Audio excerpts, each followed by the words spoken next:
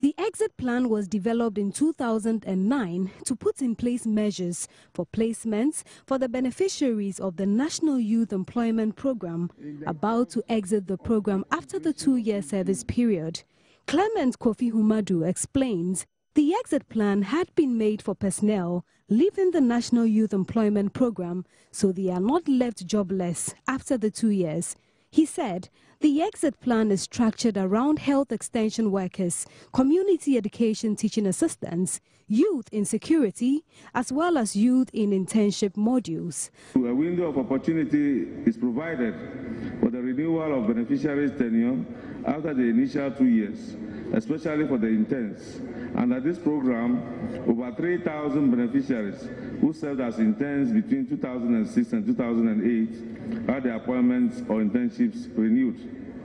Right Honorable Speaker, the NYP has also developed modules under the program which give other opportunities to the exiting beneficiaries to undergo training in vocations such as hairdressing, dressmaking, carpentry, masonry, etc., to be subsequently set up to pursue their vocations. Stephen Amano said it was a very laudable project, but wanted to find out how the problems associated with it could be solved.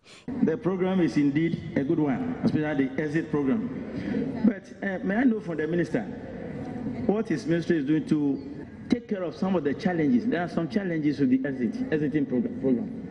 May I know what he's doing to take care of those challenges? For instance, when the children want to go to the police service, the fire service, and all that, they find it difficult. Those who want to exit to those places. What is he doing to remove those obstacles? He added the plan is an innovation that has attracted international attention and support, such as the Youth Enterprise Development Program to be financed by the World Bank. Indeed, those challenges are there, but the ministry's agency, which is the NYAP, is working directly with most of these agencies to facilitate the recruitment of the exiting beneficiaries. For example, for the Revenue Management Authority, about 100 beneficiaries who were exiting have been employed, and the VAT services are taking up 50 beneficiaries, the audit service 50, the police service has taken 600, and the prison service has taken 300, while the fire service has taken another 300. The NYAP is working actively with the various agencies to facilitate the employment of these exited beneficiaries. Members also proposed certain amendments to the 2011 Public Health Bill yet to be passed.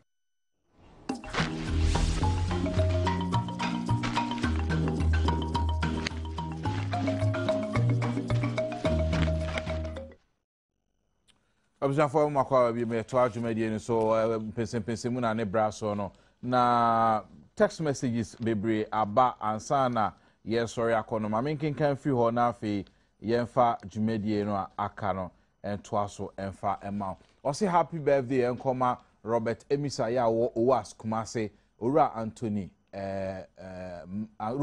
ma kujo na afi pakwesi ejamensa ene Mary Wise Emisa ya wunyina Okufiase Health Center and I wish you happy birthday. Also kaba enra also yesterday Deputy Minister Upper East came to Pusiga with the Minister for Local Government MCE Boko PC Pusiga parliamentary candidate and I said the PC near the Pusiga.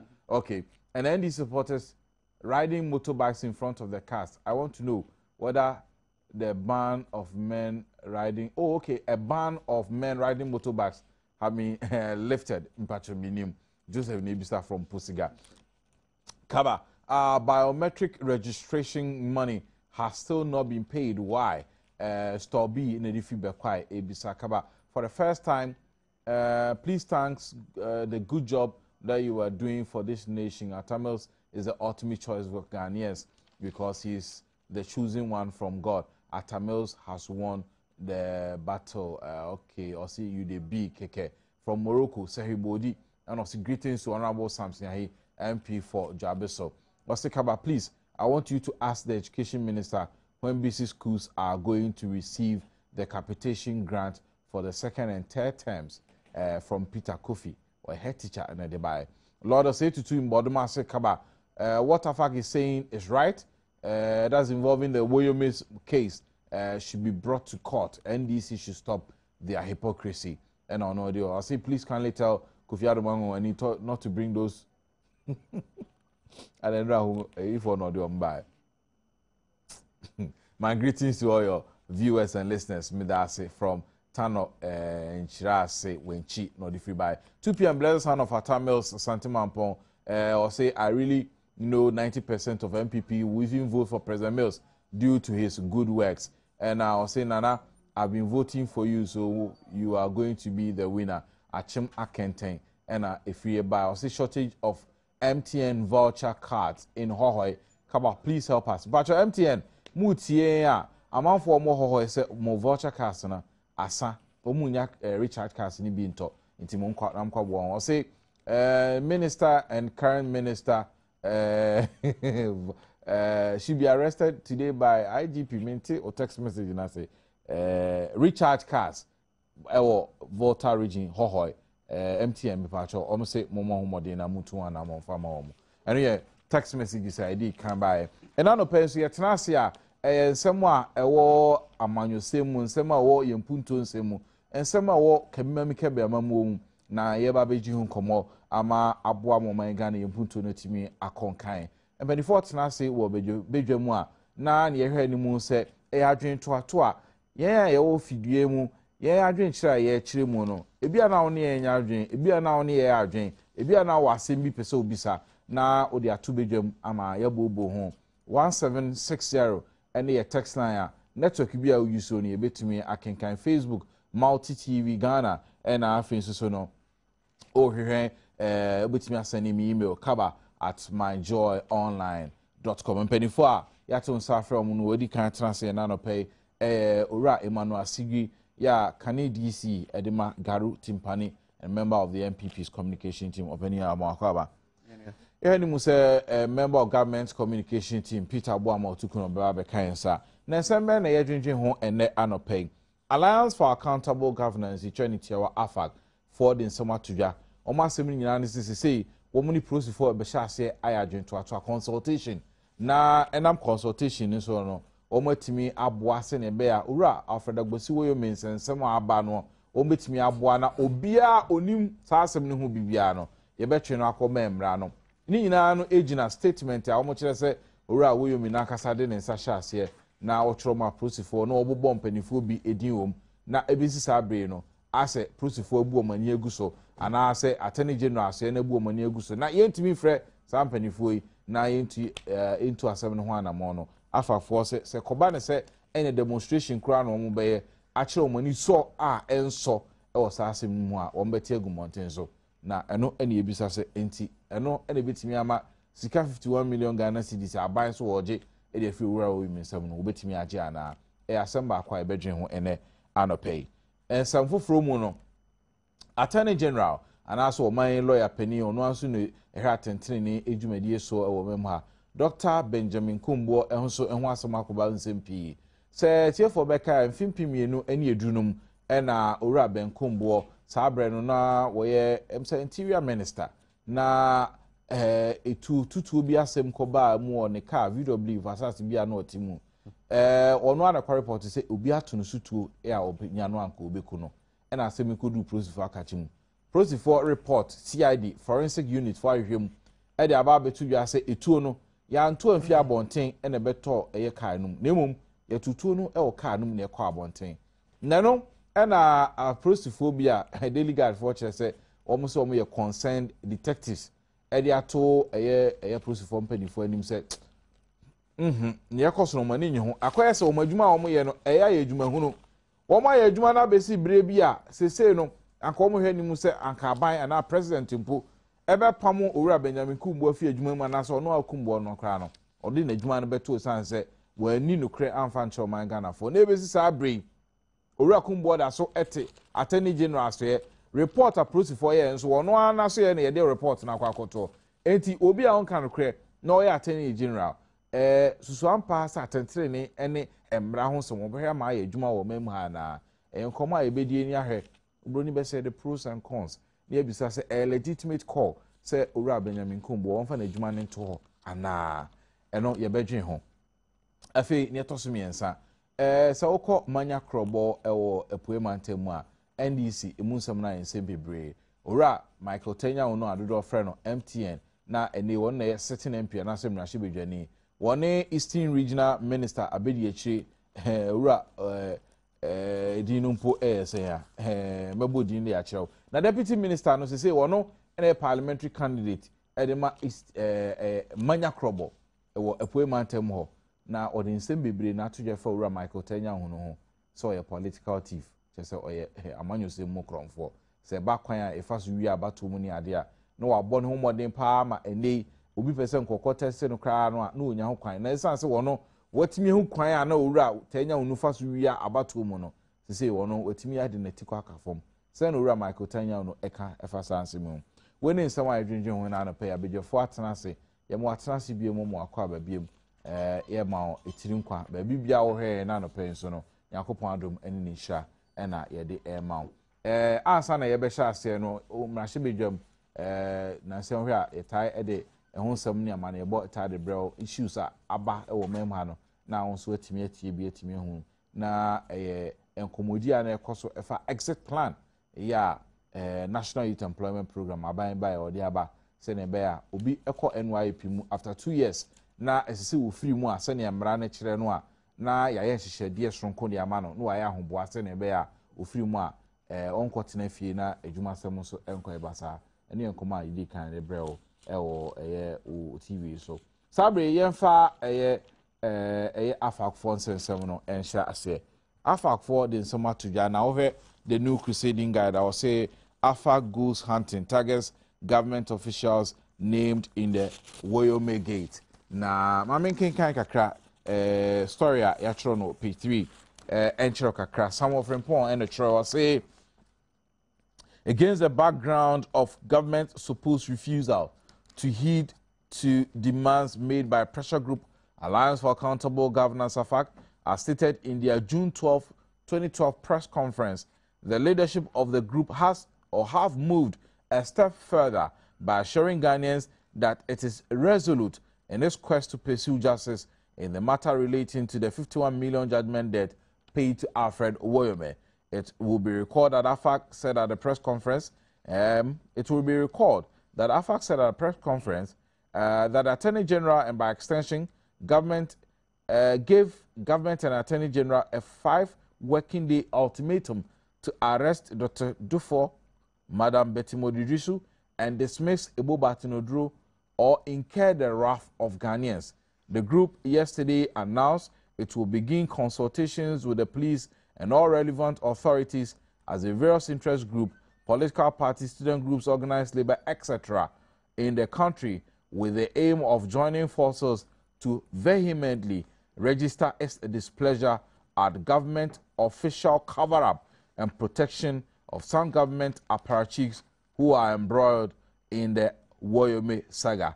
The interest or the group said in its latest statement, quote, it is however striking and worthy to note that in a matter of such magnitude, the Mills Mahama government has displayed utmost nonchalance, thus living up to the billing as a clueless government with respect to the fight against corruption.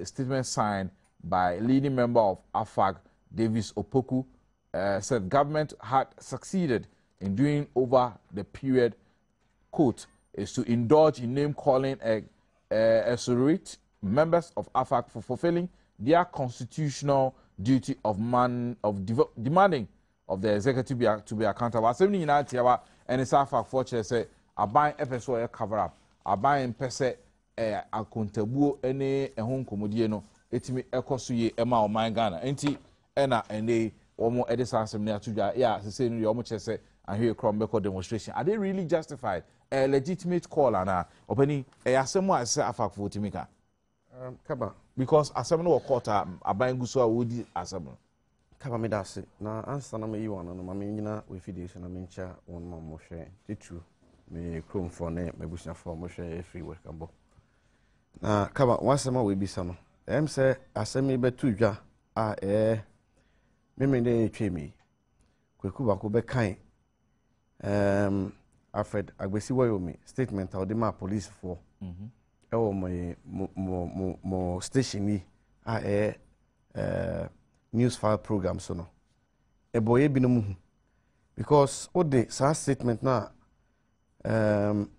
kweku ba ko adawroma sese ya be hu se nsema aban mpanyifo akaka ayen so mu yi omu efi sa Alfred Agbesi Wayomi e kan se sikansem hu a sese abetodwa se nsema omudi tudwa no nyina no ne kura ba kokora nim because statement e chere se answer e betu eska no mpanyifo bi a omu aban mu no ene ne tinase e hwe nsem no mu e ma omu gitu mu se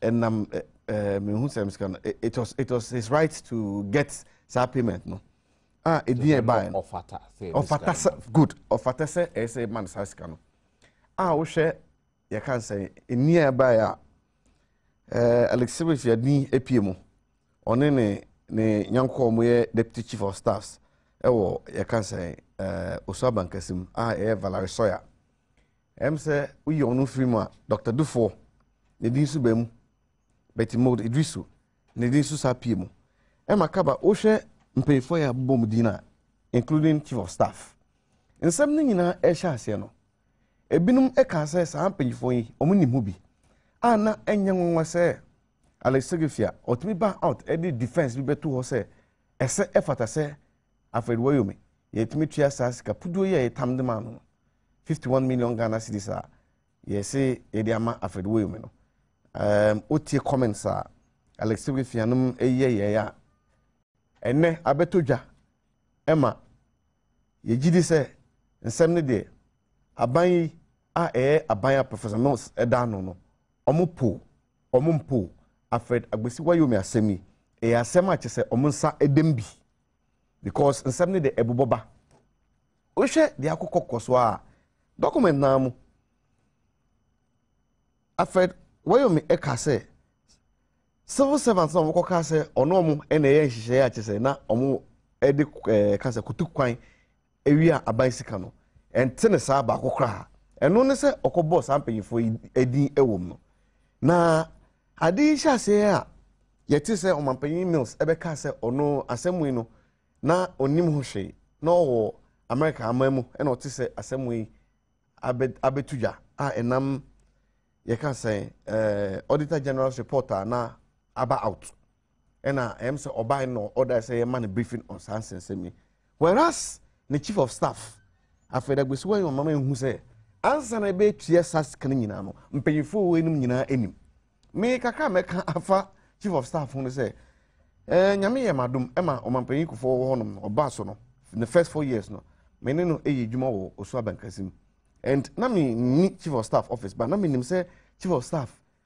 akoye say ohini ochiame nti assembly ebefi abonte aba na say assembly a ebefi ye kan say ohini ho akwamonte no enam chief of staff no so ana say enam chairman no so ena sansem no nyina abetudwa na wo hwe sa nyema yi ana ebobo eba ye koka say no mu nim eho che asisi a ya ka say chief of staff nim ho no me pese me bisa say was it limited to just chief of staff Martin Newman officer na say ensema President Mills enima na because all this anyema we nyina etutu etie say President Mills at 2 occasions okase me ntwa sasika no ema mo koso tua sasika na it tells you say kaba de ekoso no nyina no yesika ena ebimu abomo trimpo say on be ma obi a emfata a che say so mo na ache dio say akoye no say you because nsem de yenim say eboboba de wo ma ye binim nim no ye betwen because eye denya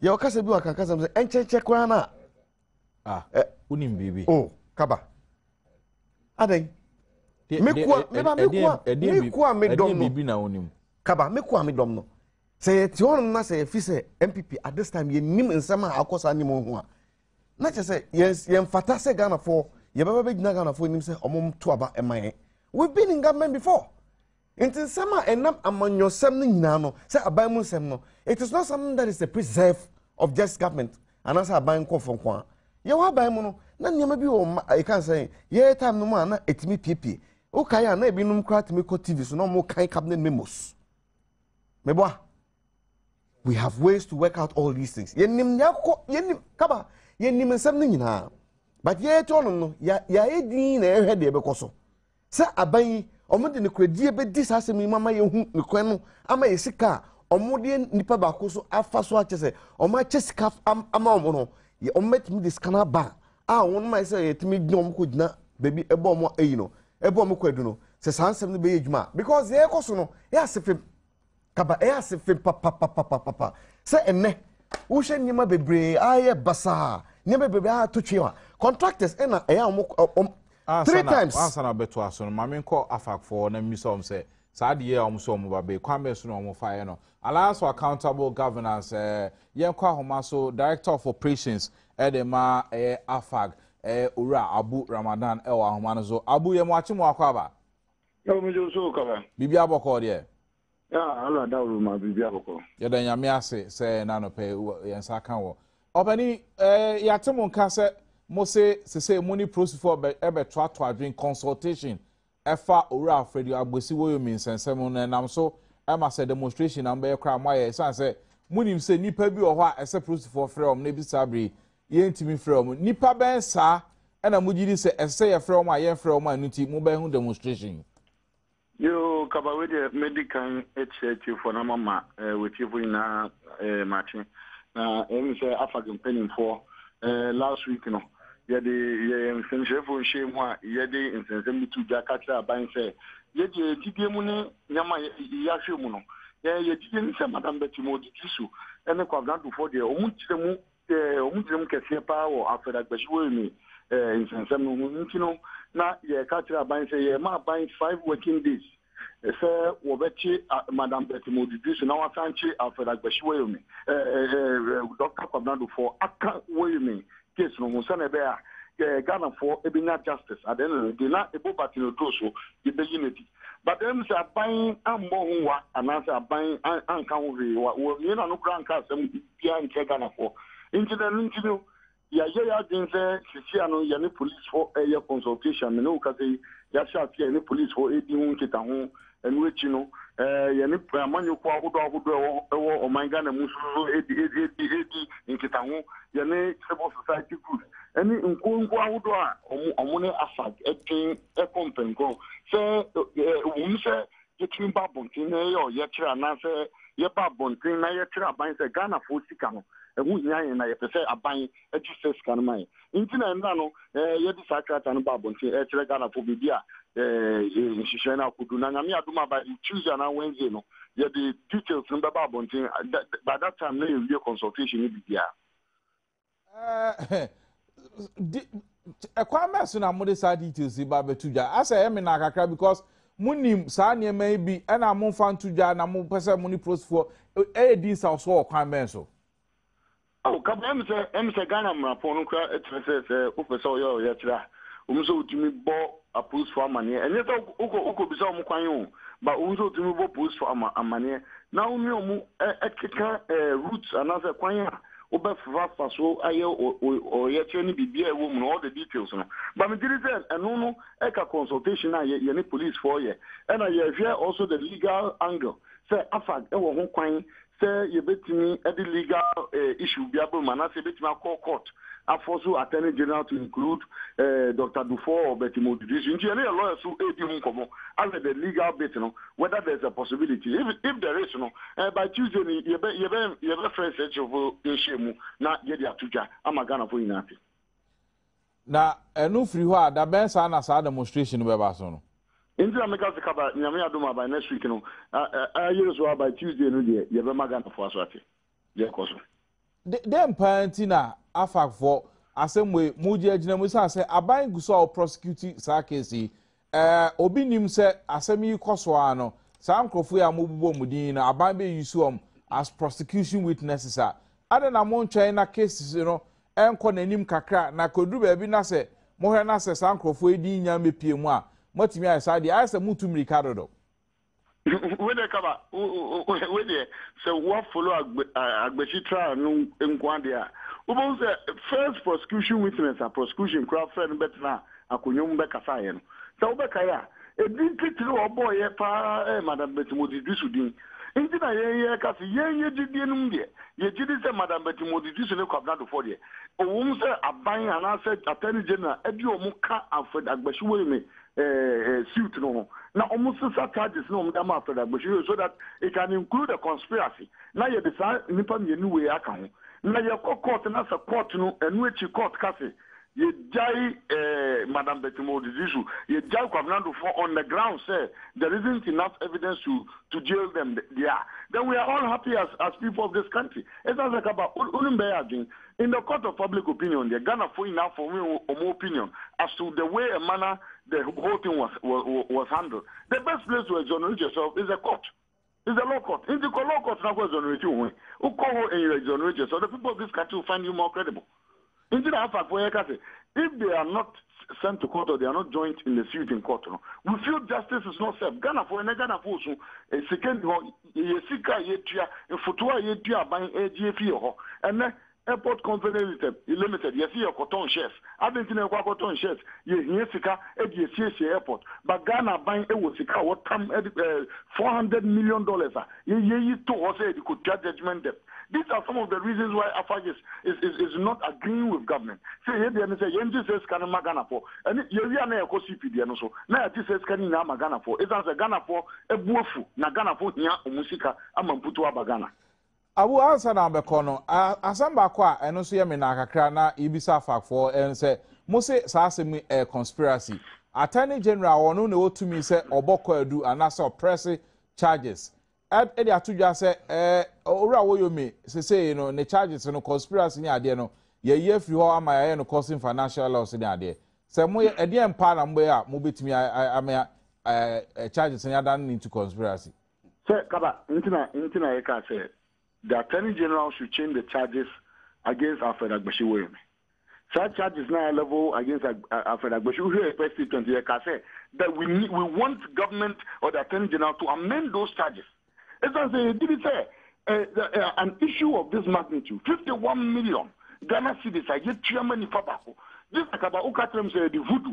And I say, after that, but you will make echo ye draw, and my drone for whose hands had to come into this matter in 9, you know, they did it unconsciously. Because this sort of payment cannot be done without a conspiracy, without somebody agreeing to support or help Alfred Agbeshiwe to do it.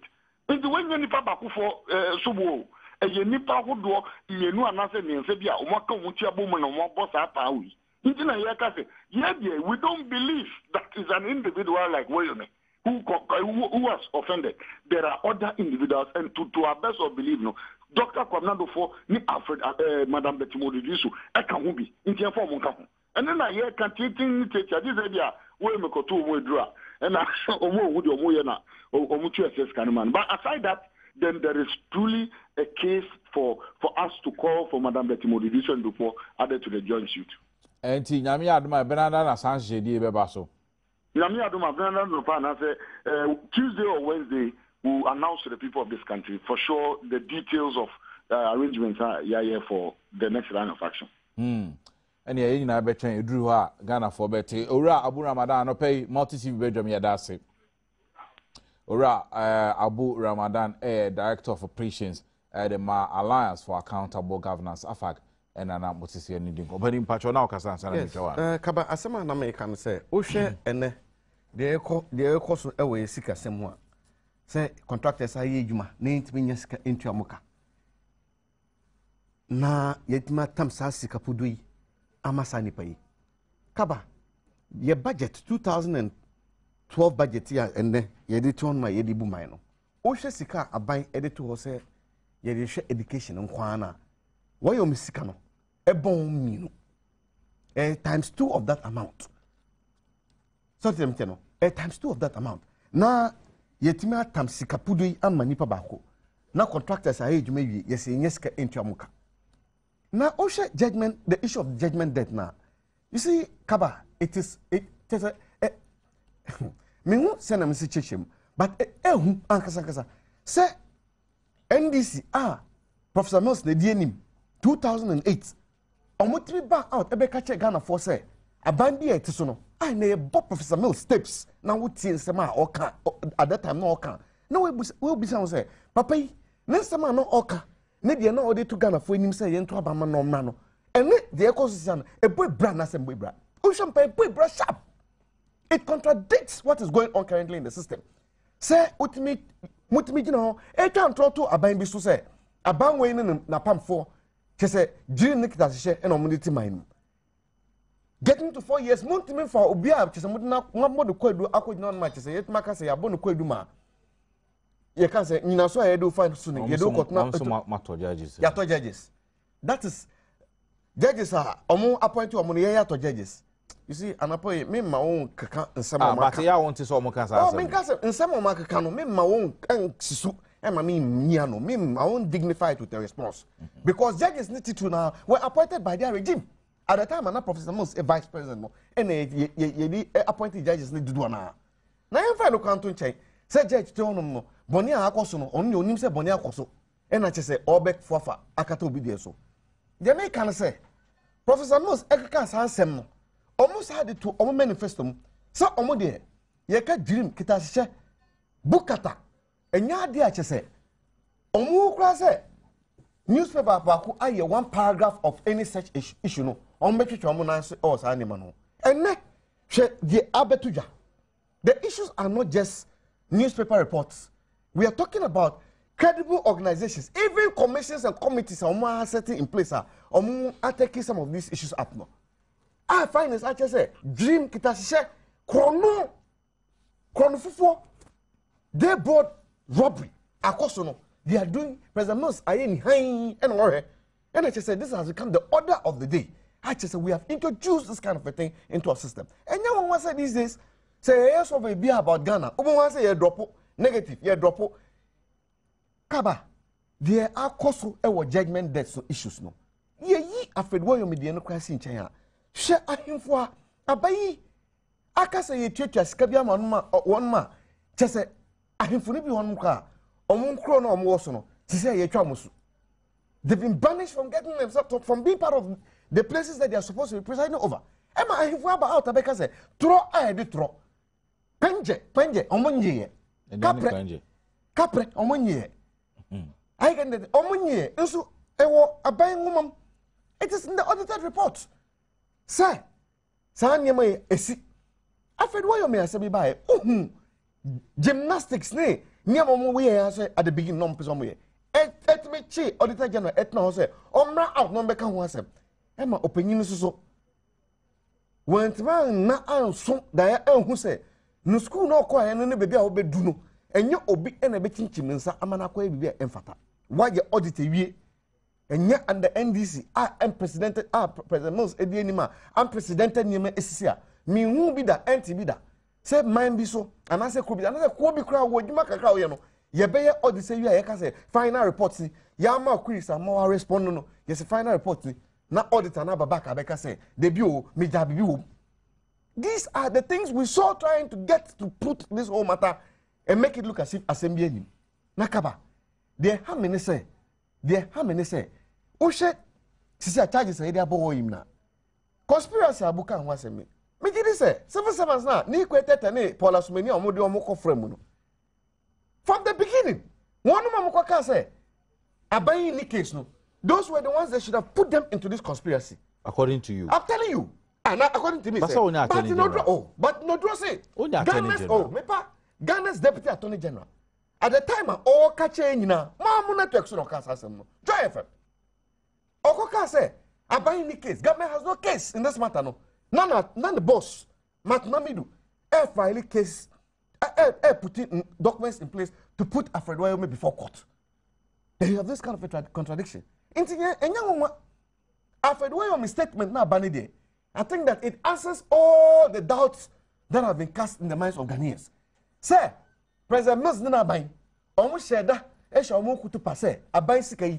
Ombefa kwan boneso area ema omwetime area sasikano but Ghana for ye binim ye beta afakichi ema megidi say any well meaning Ghanaian no una wote hafasino una wote mikromo kambo una wote ye ka say hamilo una wote hiyo edane dura mo man sorry waka na etimi nyina entai afafo echi na ma aban hu say sasika we no ye ma sasika enkokwa because niema ekoso e man mo e hadwe northern schools beba northern schools ebedum maybe just this time your moko ya yenya ntie say chance e all northern sector of Ghana no e ka say ho mie last time wait this term last time no was omo commit term and omo man this time omo go vacation no they had been threat say omo to be mie school no because omo the omo supplies ka say omo to be try government subvention omo dey call for you can say second cycle schools e ho no na ye to no say yes sika enyes adwuma we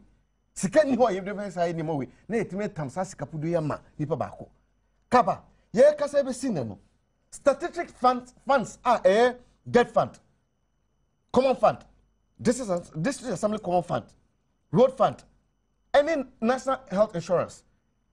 Nina are in arrears. Not you can say last quarter arrears. Last year, 2011, third quarter arrears. Into this year they just say try the try you. Make us say you June ending next month. Ye first 2 quarters no. Ye third quarter no. Next week and answer next month. Sorry, next week. Osha niema ekoswa. Yes, sika ni man ma ebetimi de bu man no. Yet, your sika ebetimi de akoma nipa onsem fata. Na say ya chesa sika na ma ye ho. Enya won say yet tete say, ebinum kwa akoto to 9, ebinum kwa akọ ye transfers na nka ho onsa niema wi. But the ma aban ye pese e ditu aban nim ne say. Ekwan ya omo fa so di share Ghana for say, omo ba na corruption issue e wo paper mu. They won't drag their feet over it. Omo pan you for go say obia all alleged corruption on evidence in mano. Yet in some of trafa on my you and the evidence is more than available. You were me assembly quite few more. Sports, Minister of Sports assembly by just a Oshe NDC under President Milsa. And some no. You ask yourself, where are we leading this country to? But my President's yes, some question back. Ye nim say senia ye mamra constitution etie no.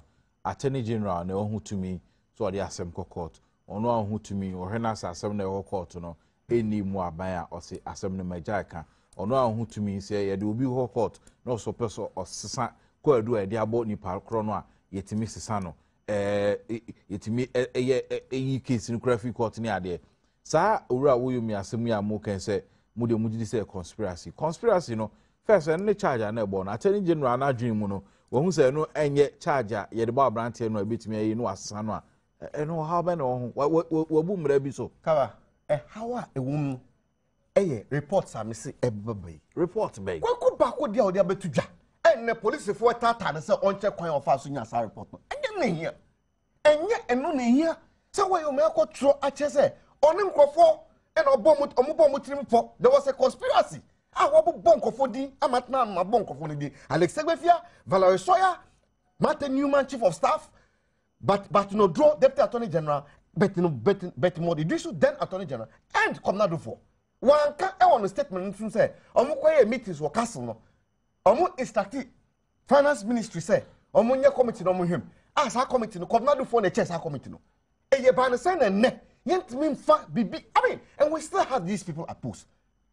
I don't make us about no drop out ebeka say papa no Ghana by any nyina so bia was asem no na sika e chairman no esefata no enne where your misstatement about out say there was a conspiracy no what are we going to see happen but kaba me gidi say asem no ye be do okoka about the issue of Attorney General me gidi say Attorney General otiso sisi no ye be ko na asem no one last question on this matter and say enti say ya afa for kikan kasansem yi ade na momie ntwen na case nim proceed to a certain level in court na say e call dead pefe say sankrofo ebi a aban eni adwin bia so opese omdo kan omdo onka case one aka say issue so man raise kaba you see o hwe le ekoso na enye say obi exploit this situation ama akoye say it is favoring him in the political sense of it. The ekosu it tells you say abayi ayana dwen pa say opeso dealing with issue and can you say enne ye the case we ye the charge we akọ court ye fio ekira ye the charge we akọ court ye the ibem I think that aban na adwen se opese oma asami yehu eso eyi pa the kokoso nyina sisi ano we would have seen the signs very clear say aban pese oji esika. But to start with Kaba, asama me bisa ne say eba na say na yetimi ye ya akotua sasika no. To start with ye den na afred onyumi ne certificate sasika no. Enne ye de causing financial loss abon kodu. O sha charge ye de abon no kana. Yetimai mu and the issue of financial loss asemi. Other areas esi ema yehu judges and omo judgment omama. Almost say ye de sakwedi no bo. Now willfully causing financial loss na ma. Ne nyina so no enyina so yi. Why na kaza? Oh. Kokai the late Justice Affair on the issue of Goyomi no. It is there. Menya lawyer ni. But these things, of course. But these things are there clearly for us to educate ourselves. Oshema, it is about willfully causing financial loss. These legal things, on them say, legally, words like may, must, it counts, it makes a lot of sense when you are making, writing, or putting legal issues in place. It changes the whole picture of Asama Odituja. I get the thing. Into San Yaman Kidu free much say, Mimi Jidi say, Mfutu Amoto Gugana for Nia was Asamo, and one on Dasuyano. I think that a do happy persona. It is not about AFAC. It is about the Sika. Mo jump the gun, some moon chairman at all. Kids in Kona. It is about the Sika. The Sika could be bia and say could. Okay. Mama for text messages are about to Jumedian so now fi rapid Badwam to time code and so no Yabemana Kwaba na fi to Jumedian. So say Kaba give okay, happy birthday. I'm say happy birthday, dear near dear my kind of that. Or say Kaba our palm please are suffering from water. We are buying 10 Ghana cedis a day for the past 2 years. Why? And we are small bisa. Otabel from Winneba. Otabel, o question no to multimedia multi TV. May they pass it on. I'll pass it on to the appropriate quarters. May that papa. Kindly wish my wife happy birthday for me. Today is her birthday. I love her so much. Capito Cobriso. Capito, but how far you need ama? O you need birthday. Na kwa text oh wifey need assume see or maintain. Na ke abo na efe. No mu one for the diama. Yeah that say or say Kaba when is Metro TV coming up? Okay, we saw another question. Henry from Commander. I'll pass it on to Yempeni for. We the youth in the Fansiman West are in support with the good works of Honorable Aquinas. He's the best MP we have ever had. No shaking. Honorable Kweku Moses, Assemblyman Salpon, or say, Nanado, we need you because what is going on, this is the time we need you. Gifted in Brekum, or by politicization of every issue was one of the causes of the defeat and downfall of the Roman Empire. For the love of Rome was the dark of all politicians, which was always so. Here in Ghana, politicians claim for the supreme interest of Ghanaians. Let's assess them and see whether they mean it before they collapse our dear country. God bless the Ghana. From Stephen Koforidia. Gideon from Sehi Jabeso Achwa say Kaba. On the 12th of April, the Electoral Commission issued a press statement in the Daily Graphic that they have released the various monies to be paid to officials engaged in the biometric registration. Why then have they not been able to pay us up until now? Are they confirming the rumors that they have used the money to buy treasury bills? Okay, this is something we cannot substantiate. By Electoral Commission for Igusaya and Sakama, Bibsa also please ask the NDC man, when are they going to pay the NYEP here in Kumasi? I doubt this will answer the mouth. Also, when is the government paying the youth again? As I'm chronoling down the by. Kaba tell me, Sir Sigri, he's someone we admire so much. Today he shouldn't fight with Otukuno. I know what he can do. What can he do? One for the young girl. Yeah, for Kambra. Woyomi or no Woyomi, we the people of Agona West in the central region will vote for President Mills and lawyer Obin Inkum from Honorable Ayinso Agona Swedru and Odifi by Kaba. My best wishes to my daughter, Dora Soga, on her birthday. She is 3 years today. Thank God from her father Seth Soga here in Accra. And we wish Dora so happy birthday. Or say, Kaba, did I hear the Agri Minister say the increases in food prices is due to the redenomination of the CDA? I didn't say many from Buedu, Jessican, the Volta region. Kaba, please tell MTN that we need recharge cards at Dambai, Ambrose, and Dubai. Hey, MTN recharge cards, not that sana. Because second text message, I mean, but I couldn't feel how I was to feed Dambai anyway. MTN from Pacho Samuti and Yamunko, Naman for so many recharge cards. Or say, Kaba, where is President Mills? Or President Mills, US. Or say, President Mills must sack Dr. Kumbo for lying to the state over the assassination attempt on his life. From Paul Manson and defeat Takwa. Tell the president he should set his eyes on the Takwa Daman Road. It is in a very deplorable state. DK Poison says the country owes him 45,000 Ghana cedis at the time of in the 70s. Is the government aware of this? If yes, then they should find a way to pay the legend DK Poison. Please, Kaba, we the people of Sehi want to know the type of fertilizer government has subsidized for us. Kojo money in the defeat Sehi Proso Edibai. But before you go, so or email Fabreme El Kaba at myjoyonline.com, Facebook, Multi TV Ghana, and our Facebook. So no bit me as a text 1760. Peter Mwakaba, and then Subium. Why late? Yeah, Kaba, very unfortunate, and I'll apologize profusely. Fan chairman. Yeah, sometimes, you know, acquiring expectations, you know, to me, yeah, baby, I'm a trace accident in this year. Or 2 weeks ago, yeah, or my no 1 way, also move overhead into my 1 way into Hakoka cra na Hakoka. Yes, and my problem is, but I would have to apologize profusely for that. Okay. Kaba. Menti pokwase. Meti abokope. And also Amasama echi. Good. About 20 minutes to Amasama. Okay. Anyway, but a quantum munda, yeah. Yes, but I thought this morning somebody advised you say anopay. It was a very wonderful advice. Was it? Oh, so on one corner. Oh, Miss Sivini has started. Let me mean baby out. Comet estate. Obi onim comet estate. And also why? And you pokwase. And also pokwase. Brekusu. Because when you so do pokwase, I know I'm money afa, right? Be any pokwase kwai so kwai. Ye kwabenya. Peter, yam call afax so mo be demonstration because omunim say ura wo yomi no conspiracy na ban attorney general akosan charge.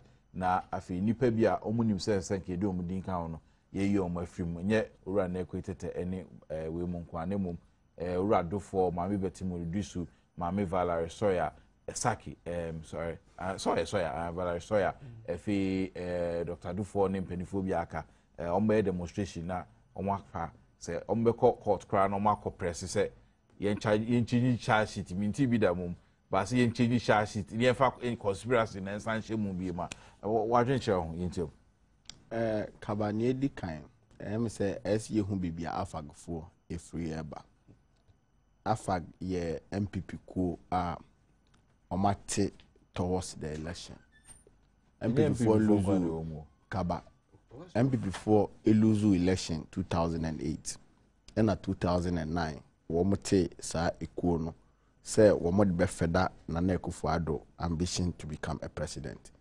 Inti wobehwa the founding fathers of Afag Krapo no obi ti se DM Mufuriata a oye na Akufo-Addo nephew ene na Akufo-Addo abusuafo no bebre na de di anim no mo hyase na wo mo hyase no at a point in time ena obekaya sikasem bi ebeto dwa ema ebibufu ye no moti omo hofiri muti ebi muti se DM Mufuriata mo ne na asefo omo yi omo hofiri mu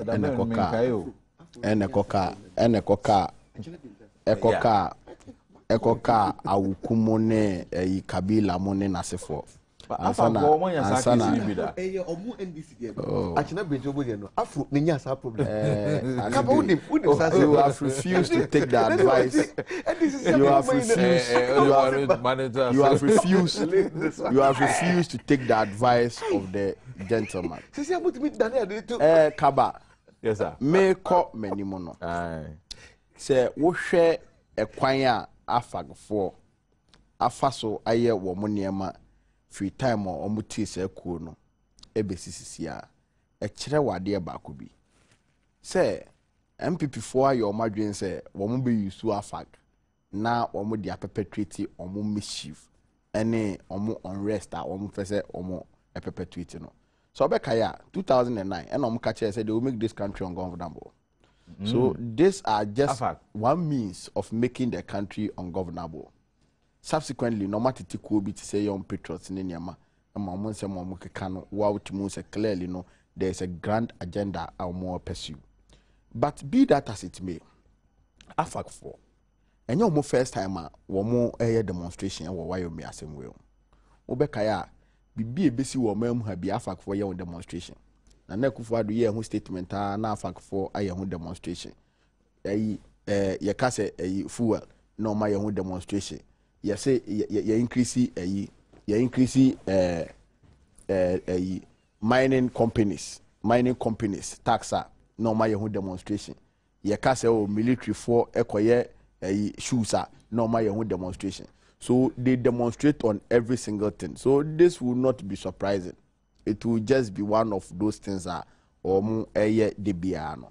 But yenhwe grounds are omo say omo de eye demonstration. Omo say Attorney General or file nolly prosecuano where ye ebimu free prosecution no mu. Enti na say aban air double in some cover up be free Alfred Wayome. But yeah, medwe hu a mentiase MPP's position on this matter. Say wo hwe asem na abetodwana. Yese Alfred Wayome wafa kwati kwan bi so ena wode age aban esika. Na aban so akire say oye so committed say wo beje sika na man say ewom say abrante na afa kwati kwan so na ode age sika na. Se me ne wo kase kaba. Upon all the noise, asigiri mu ne MPP 4 year.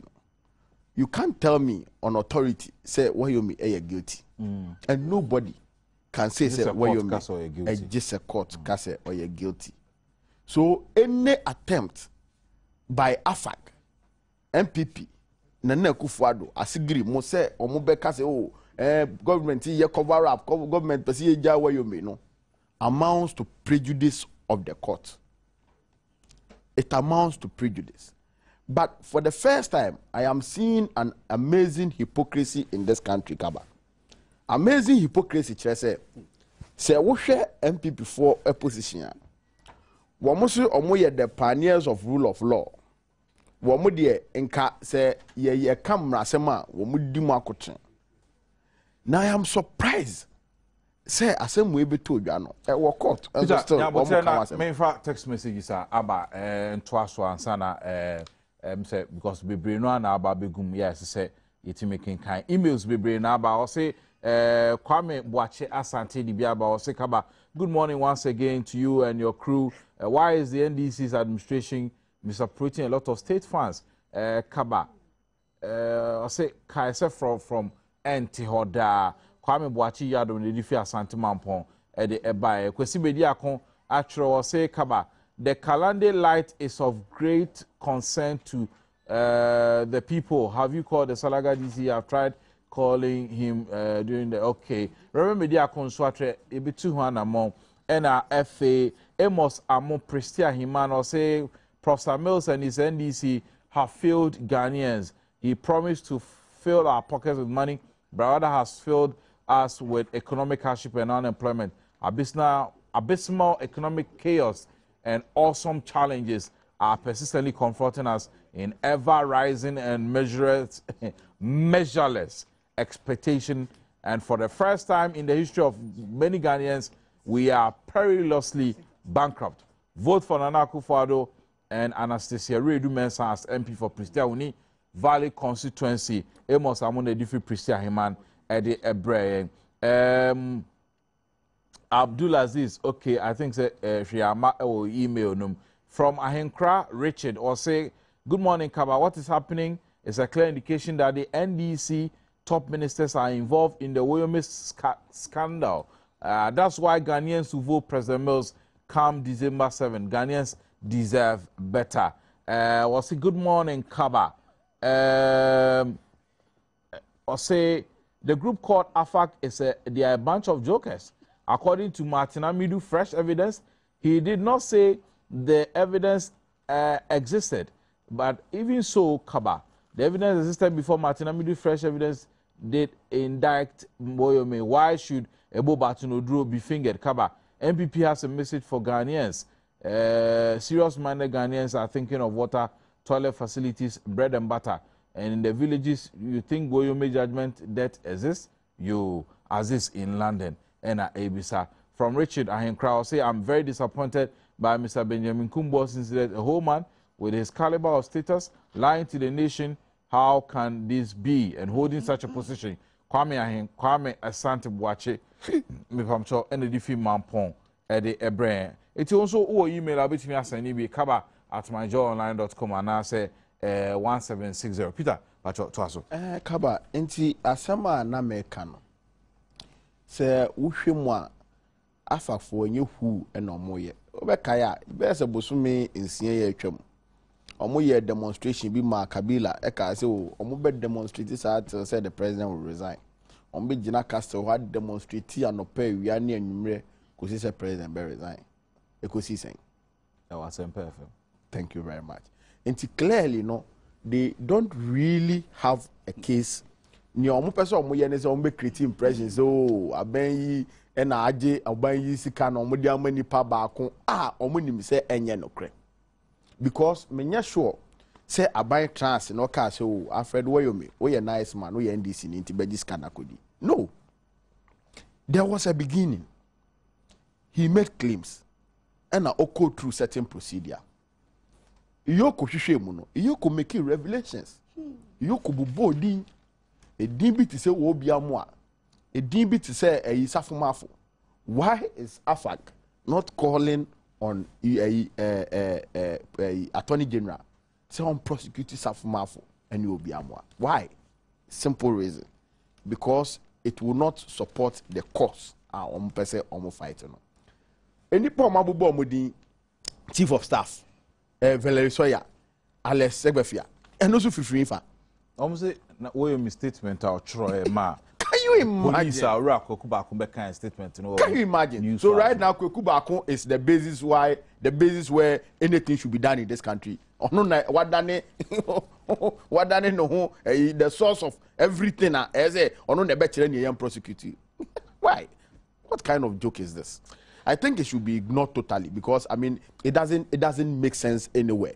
Say Chief of Staff prosecuting say onuna or yeah documents ni ma Woyomi say Woyomi sani say na ni say ni emphasize na ma Yoko report no Chief of Staff ni wo who Valerie Soya di wo who Alex Segbefia di wo the names we saw are Obiamwa Safumafo Kodwompieni and so on and so forth say me no wo ka say Kodwompieni ababonten abeka say Woyomi no your mo financier on na no support on campaign on crapo the trace can na money receipt. You understand? And nobody has disputed that. Kodwompieni has expressed how they know how Woyomi was dealing with them. And it's on $500,000 bikra Woyomi. Yes, all the comma Kodwompieni ni yakika $400,000. You understand? So there is a grand cabal which is involving the MPP. I say amount for ehun. Now me about this Woyomi assembly. Omo call musi judgment debt na say omo akofa CP 94 million aba afa years pose omo ebie niam na ni no ma start dwane free ano anyway omo mbra no omo be kire ye kwan e fa so sa CP case no jogati e ka se omo ntwe sika ne mo ansa na omo yi according to a financial loss situation no omo ntwa no omo mbra no omo be kire Ghana for Uko kind Attorney General recommendation here on CP case, you will be amazed the kind of details therein. Attorney General Jogati. Oh, okay. At the time, a choir President Kufuor personally invited CP for some member transnian car semono and san akojin sem. Kaba unim say CP for at the omonsa koto a cocoa marketing company so UK. Omudo omonsa to so MPP for could almost €7 million. asa na omu yi omonsa eno koda nchen a ye unifil account e wa America CP4 de omonsa goto so buza say ba ne say na kodwo mpieni DK or say President Kufuor omodi ahopepre within by 23rd December 2008 omonso omo lose election even 6 January now almost sign documents warrant to pay CP but ene omo finding it relevant to talk about CP say oh NDC na etua CP sika NDC na abokro no NDC na aye corrupt when indeed they are doing their time 6 January they were preparing warrant to pay CP enti MPP for as you hu omo say nyaatwom sembi ena omo di wo mem ha na tumi na omo pe no omo ya omo adwen say ekwan bi omo befa so e di agi sa tumi no omo befa so say ye ntro say ye den omo be yo eso omo fa so na omo di nya sa tumi no that is why they are doing all this otherwise I'll be very very surprised say a political party I mean well any procedure tra abemu da free abemu ncheye you don't know especially things that you have done yourself now ban yiba na obeka say oh say you share the way ade ne corner you bet you 640 million there ye ne omo negotiate na ye nteso na ye hwe ekwan ebetimi atua na de ahoto aba na aban yi negotiate ni atua 94 million na wosi hey from 2001 to 2008 identity judgments no omo ye one judgment 2002 another judgment in 2004 and another judgment in 2007 ni nyina omo antua na accumulated interest of $12,800 $12,800 a day calculated from 2002 every single day bia you were 365 days in a year and calculate and see how much we were supposed to have paid in that year because of MPP for ineptitude omo the way omo fa so edibu omo yi because no omo dwen say bi CP no na NDC for company bio say President Rollins company said na yo enti yenku company no so when they had judgment they refused to pay and today it is staring us in our faces ebusa for your twaso live on Badwam na faces so no mo here amano ne any we are sentient tan kese so nyina na ye chia mo soronko ade ba ko na e kan for the amount green life moringa papa nti ne ye bo ho amane na ade a eduru ana se ade a obenom na efi ebetimi abo vitamin A vitamin C na afi calcium iron potassium ni protein there na chese edutwam papa onoma increase natural defense system promotes normal function of liver and afi kidney na you say Ghanaian times ya betu ya se kidney diseases ho some adosododo enti ni obeya ne se obefa a teaspoon udi anu o moringa green life for the abre udi agu nso hye nso hye pe na unhia sichire unhia milk unhia wo na keke fagum nanom na ema unya wo hoden oko total filling station obachona Sprinter Showdown subject to me can be Relish Health Shop ya osu and afi Stranak Supermarket ya Otesano for Green Life Moringa ya these adventures diaba 0547 115 676 0547 115 676 now in penny phone to me any komo I mean love boma eguswa ekoso Real TV any senior freak nyabeya ne say obeto aba ediama oba ujiri se otenefi ho ema boma ya betimi akonkan kaisa text line no 1732 nentimi emwa ye enyinara so and America will say Africa Unity Halls Alumni Association edi dwumadi shronko ebre watu ne din massive family gathering ya continentals any demo domites nyina momra nyame ya adoma Saturday 30th June na yinye clean up exercise Jowlu special school for the mentally handicapped yenuanom a bibi nti womo enya ahodin ewotire mu na ma basa no womo kwakwe clean up ho na fe Monday Kukurubite Beach family grand reunion so akoso ho enu nti no call a friend for yonko na yonko no so fro obi fufro no obi fufro so fro obi fufro na kai say Africa Unity Halls Alumni Association for NI free mo amoko ho na mo pese mo kai bra na mo university Continental Hall ne ho nkro ne ba no for numbers is 0243 330 175 0243 330 175 and that's 0242 307012 0242 307012 I'll say ebe ganganto and papa. Event we is supported by Promasido Ghana Limited, Zoom Lion Ghana Limited, and Afi Pens and Plastics, Media Partners, Multimedia Group, GTV, and Afi TV3. To Uko Conti Power. We meet for me sure say you cry baby because we na no yenu no ankasa enemo. Etina asema esi etimi 200 mom. Yemre no kwa ne sana Attorney General Benkumbo ho asem asan babiem. Na obekaya na no Joada the Obokrata Searchlight publish sa police report we say forensic police lab ebra 2010 ura Benjamin Kumbo report and aso de koma proceed for say obi ato ne tutuo na onyano a obe di ni bone o kan bi so no ene forensic report no proceed for no daily guidance how publishes our report ni bia asemtiawa ni nyina say eko bi so aso proceed ya omo che so omo ye concerned detectives omo asem nyina say sa omo adwuma omo ye na abeda di che so owura Benkumbo oni ni hu ni san say entro no twakere Ghana for no aban nyina so no ompame owura Benkumbo anaso ono akasa owura Benkumbo no onfa na adwuma nto ho legitimate illegitimate ono omo ya adwen na ono omo ya adwen Peter asemo abani ono omo ya adwen sa so owura Benkumbo wani ni hu ni esan say abeda di so ono akasa na tutuo o ne kam ena ene ono ebekase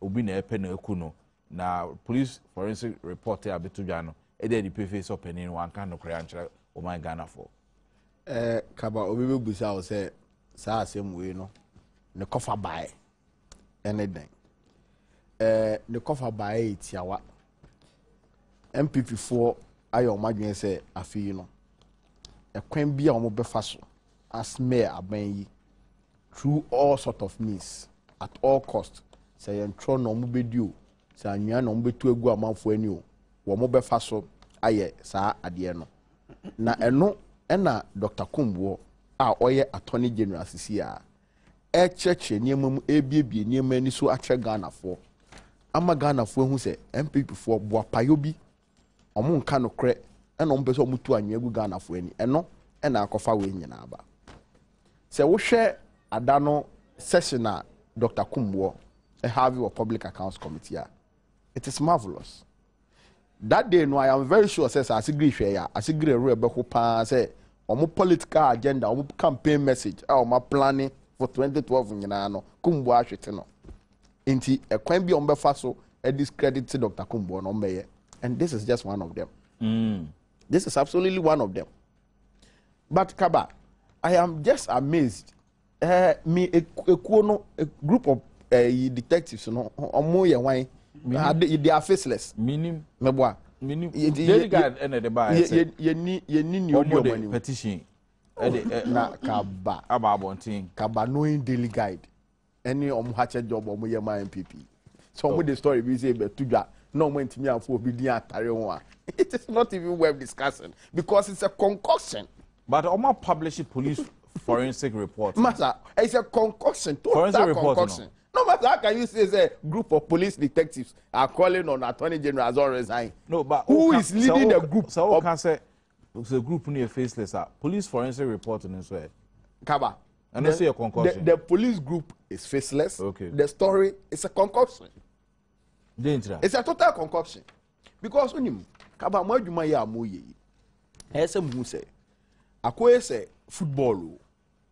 Yes, sorry, no panier betra radio so TV so. Na ye kasa amanfo ehwe no ebi fa the World Cup asema wo beka no wo mo fa ntra sa na se wo ye newspaper na ho de wa adwen nyina ne wadwuma wo ye nyina ne sese bi wo be so ya no pa na chese ntronko na be publish ama Ghana for I think that you should be treated with contempt. In fact, the contempt you deserve, because clearly we share story where any merits be up where say yetimi tra ha na discuss with group of police detectives. Omumba bakudin afago hoyi minim se eyi Samia Oku wom minim se MPP4 wom asigiri de oni afmehum ti o ze odi afagfo achi yenim se MPP4 mudidi anim nyina yenim Dr. Free Yemon ne yakekeka. But and there are so many groups that we know the people, so they should come and tell us which people are in this group. This association of police detectives, so say coalition of police detectives against Dr. Kumbo, we don't know. You understand? So I think this story should be treated with the contempt it deserves. But what I will say, and they say, I hear me there, say at this time, at this point in time, we have somebody as Dr. Kumbo, somebody like Dr. Kumbo as our Attorney General. Why? Because what me I go through the documents, archives, and your my MPP 4 year, FSR some my kika way home. And who say truly, the MPP have a lot of questions to answer. The MPP have a lot of questions to answer, and that is their headache. But why? MPP 4 bet me aka say, omo ye clean. Omo ye corrupt. Who doesn't know? Now, party say Adom so more corrupt. No, No, I've not said omo ye clean. I have not done any comparison. I'm saying say, Ombekers omo ye clean in these matters. They are not. The investigations are revealed. You understand? Now, a cow man, you know. By this time, I think that some of them should be standing in court in the docket, answering those questions. So why? In 2001. In the dock or in the docket? In the docket. In the dock. Whichever way. You understand? Why in 2001 you will get a ruling? How much was it? It was about 42,000 Dutch mark. When you say about accumulating interest every day, and you refuse to pay. You refuse to pay. Because what they say, NDC4, NAD You understand? So amazing. And I think people must be held responsible for this thing. And that is what Dr. Kumbo is doing. As you see, I'm person discrediting. Oh, okay. You understand? And the question can be yes. Would you say, Oma Shada, MPP for Shada, per se, Papa no, it's not a Juma Power or AG's department to on person mode at a time. Exactly. That is simply what they are doing. Because the man is doing amazingly well. I share no Public Accounts Committee. And I said, if we had this man as Attorney General from 2009, I am sure, and there may be a MPP for ACCano in common yet.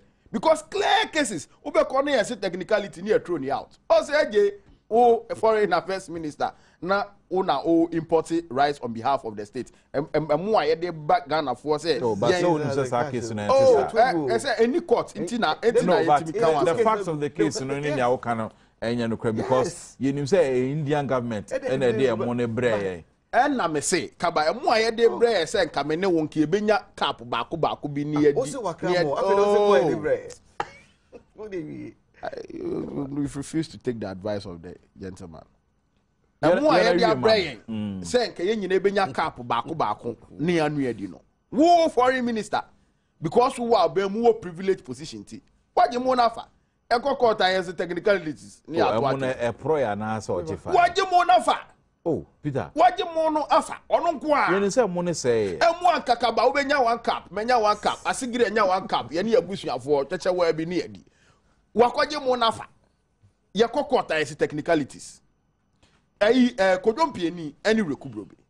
71 million Ghana cedi. Sisi ano mo se woyo mi agi 51. Omo ntibi da. Enu po e court ruling no omo ntibi da na enu nke betimi asolve your problems na nke betimi awie su hu kwan nke betimi ayesei nke betimi ayesei 71 million Ghana cedi no embro 51 million Ghana cedi. So 71 million Ghana cedi no mo de a day celebration 6 March celebration. Who sika efifa baby caps ye tutu bi gu nsuom ntoma ekrakra ye no nran. For you there it is only a smear campaign. Yes, it's a smear campaign. Okay. Eno ye de kokota ni ato agu yesi o technicalities. Clearly ye nyina enim baby a ye judiciary omugina. But if we come back in London. You mami. Sa wo yo mi asemi omo ye noise bebre fa ho. Wonim se judge a wote akonwam odi wo yo mi asemi.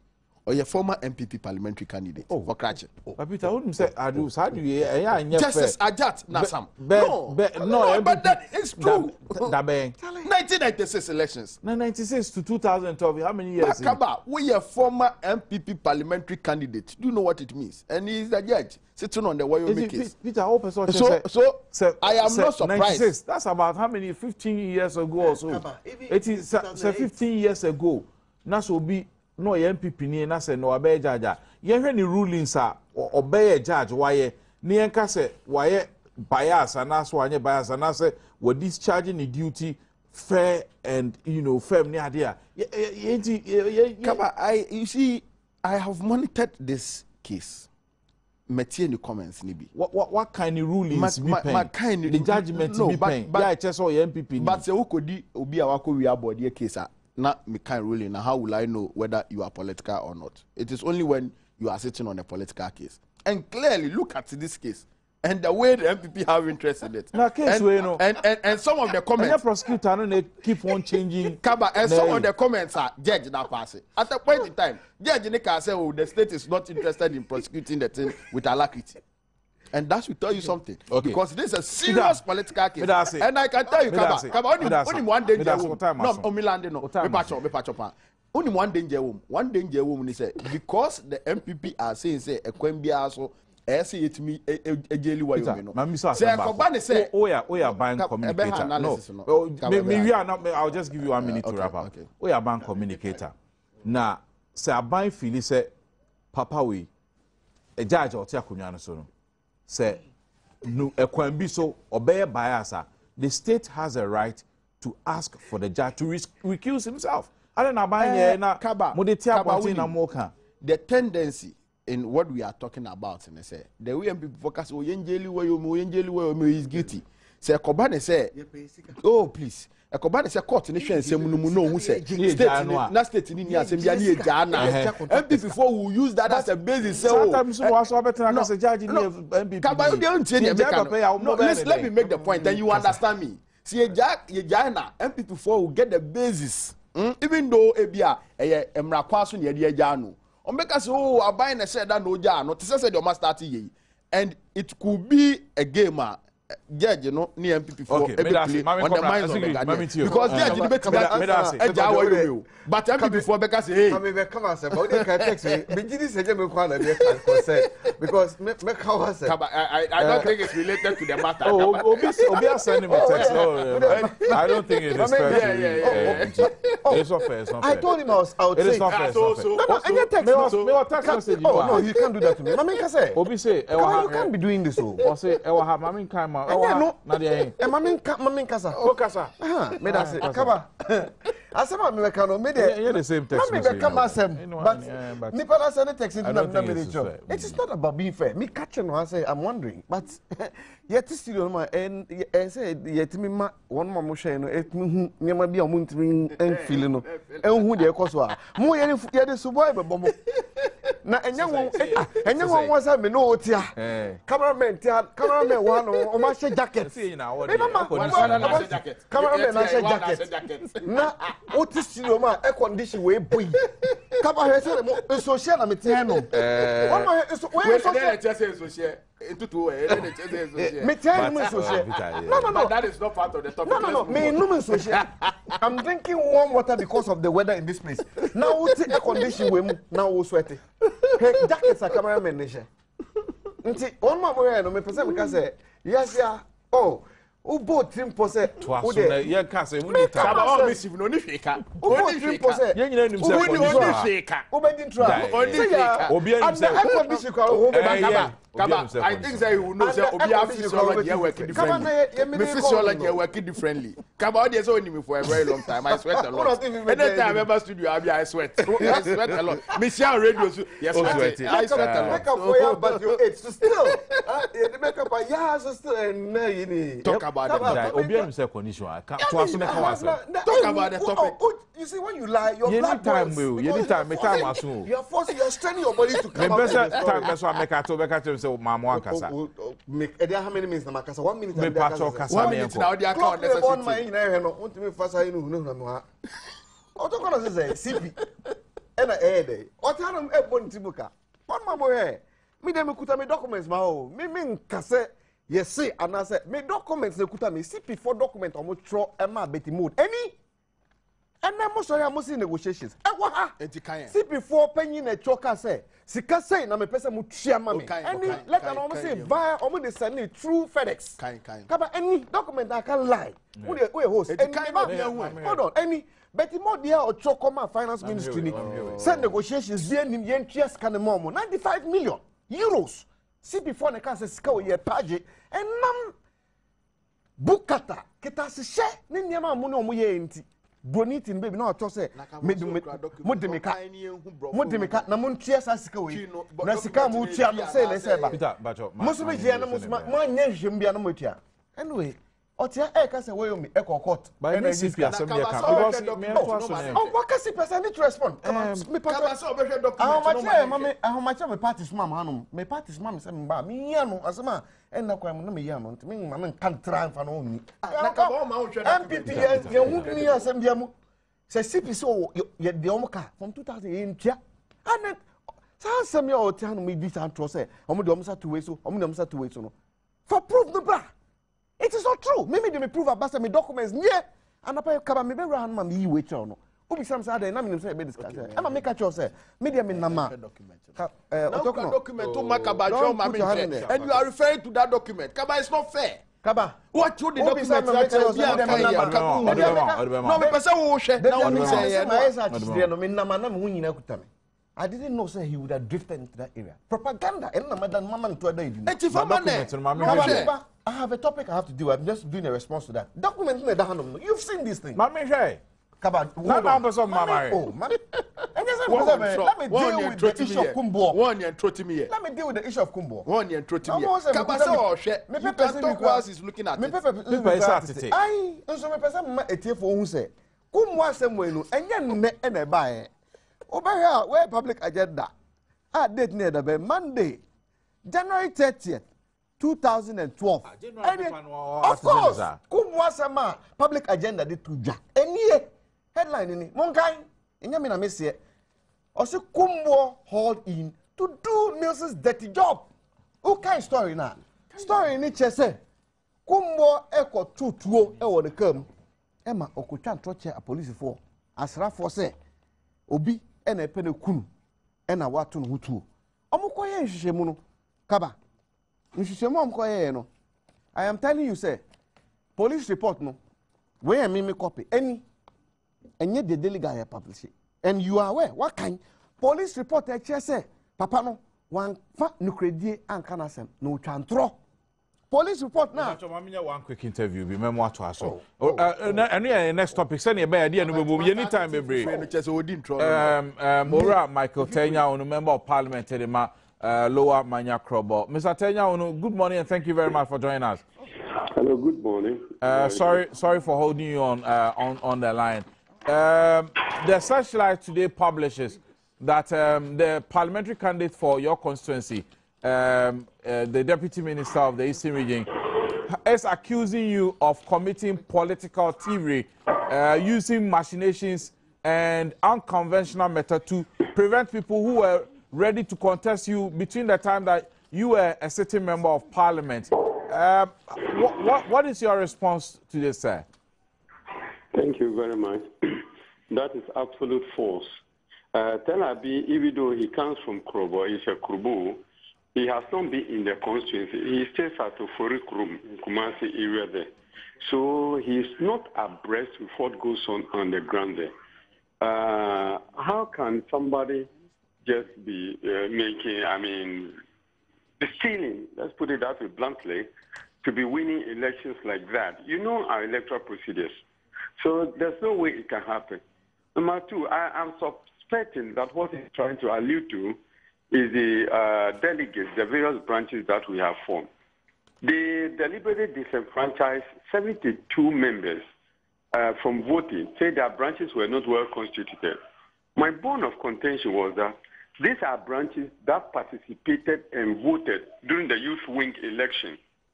These are branches that participated and voted during the women's wing election. These are branches that participated and voted during the constituency election. The elected constituency executives went and elected regional executives, and the constituency executives, in addition to the regional executives, went and elected national executives. When it came to the primaries of parliamentary primaries, then they said that they were not well constituted.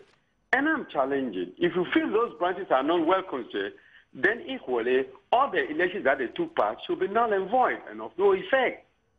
Tel Aviv is making this statement because the national people supported him to come and, win the primaries fraudulently like that.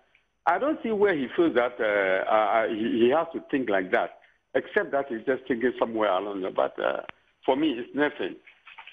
Well, Mr. Nyao, we want to thank you very much for those comments. Urate Nyao, Member of Parliament, Lower Manyakromo, but to us. Kaba, na me di public agenda nature na. Ya na me patchen say, o kai story na. 30th January. Omo publish a story. Omo che say, kumbo ekodi sa egudi semi. E che say, opening of his caliber. Former Member of Parliament. At the time, Deputy Minister of Health. Eku kan tro say ya tu no mutu e ho kam abra onim so ono na tutu ye ko ye nhwehwemu etu a ho evidence eba out no say etu na enutu a I get forensic report actually says the director of CID at that time no acting director general but say he's confirmed Commissioner Ablo Nesana that nasi. And this report will be out August 10th, 2010. As docket no edda Attorney General says here. Martin Amidu akasa assembly. Sekumbo docket edda neni. Sekaba. Utian ma o bedwem. Utian no. Ho aba asem na dia betu enim se fatu bedwem. Won ma mo hwe no. Asem na aba no. Eno nchemu kitu amede tu no se kabatia no ma ono no oda bedwuma no na no ho asem aba na dia betu nanim sei se kaba for one asem fatu bedwum me time as one final comment asem na me ka me catch us say time say na wo ye no o time na so me catch us say time as one o catch me say interview o be mam time na me one more here say o say papa onye den one more here onye den asem a otoko no kase ye di atu ye MPP for na di atu no so no kaba what kasa say more about judge no obetie na say NDC opia say ma beba bia no now just 1 minute me opia say ma beba bia no o say MPP4 almost 14% growth ana 419 azano omo nka biom almost schools and trees nsem no ana enya no kura no omo nka biom because in some sisi a chichiremo na Ghana for na say the Peter Boama Otukuno member of the NDC's communication team now say former DC Garo Timpani a member of the NPP's communication team ya kwani aba ya interview any nyaka oho ayebeto aso dem e ma say ba sisi a